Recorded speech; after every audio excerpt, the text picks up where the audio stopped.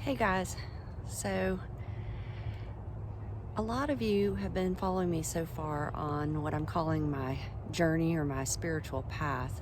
It's a path I've been on for a few years now, but I wanted to say that just because I call it that, it doesn't mean that you have to have a faith system. You don't have to believe in a God or anything like that. That's just who I am.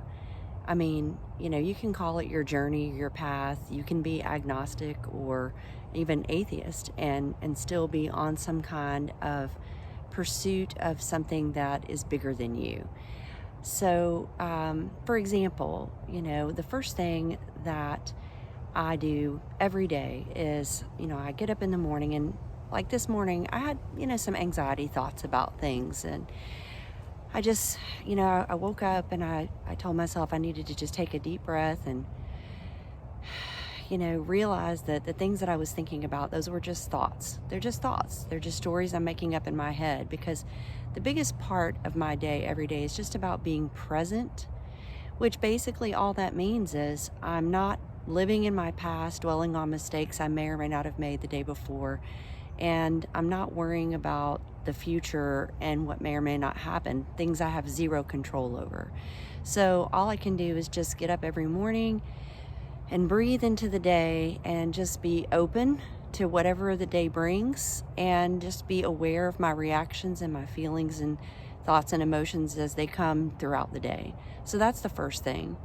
Well, the second thing for me is just really being out in nature. I'm going to call it getting out of my box. Everybody has boxes. They've got their car they may be driving around in, their office, if you're not working from home, or if you're working from home, your house, right?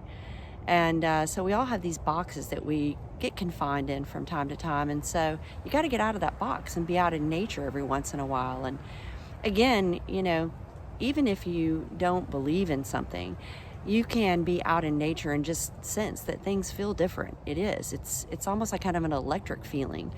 And if you're a very scientific person and you study quantum mechanics like I do, then you understand that there is a energy, vibration, frequency that is emitted from everything, including inanimate objects.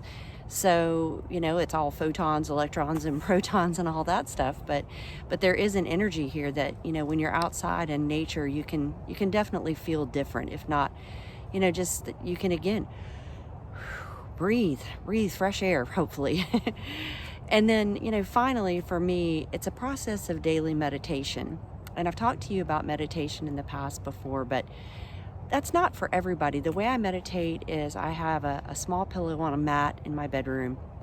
I have above me a picture of Krishna and Radha, which I'm not Hindi, but the love relationship between those two best friends to me creates a special love energy in my environment, my meditation space. And then I have a little shelf where I burn some incense in honor of my grandmother, who I have a picture of, my granny. And, to me, that just kind of brings her energy into that area for me. I put on my Insight Timer meditation app for about 20 minutes with some birds chirping in the background and some chimes. And, that's enough for me to just sit there and center and just feel quiet and still my thoughts and calm my body and mind together.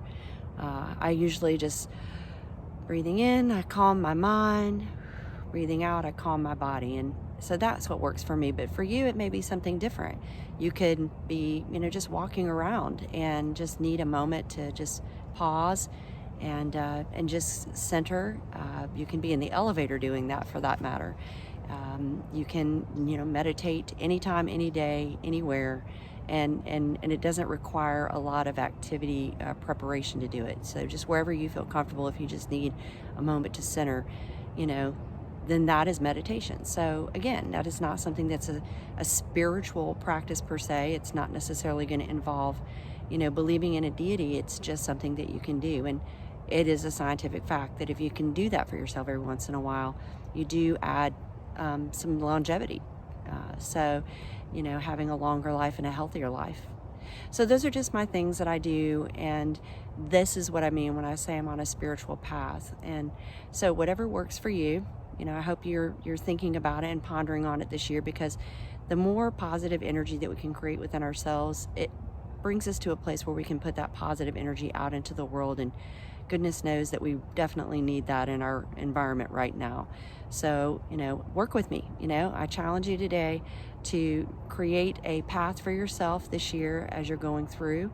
And as you're going through, I challenge you every day to pause and be gentle with yourself and others. All right?